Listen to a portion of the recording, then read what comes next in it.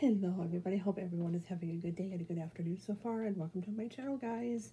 Guess what? My Mia K purse came, and don't it look exactly like a Michael Kors purse? I am absolutely in love with this purse. This was only $40. They have different styles, different colors, and I chose this one. Beautiful purse. It comes with a little, and of course I add my own touches to my purses. I absolutely love this purse. I love the hardware, and I just ordered it. So I am so thrilled, guys.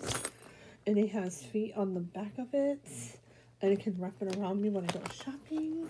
This is a great purse for shopping. This is probably going to be my fall and winter purse.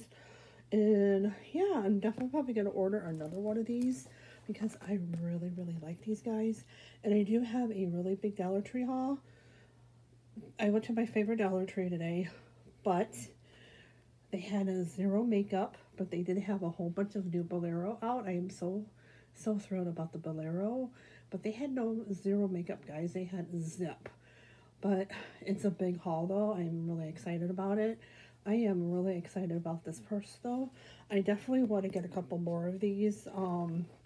My friend asked me what I wanted for Christmas, and I told her I want to get a Mia K purse, but I want to get the two blue ones.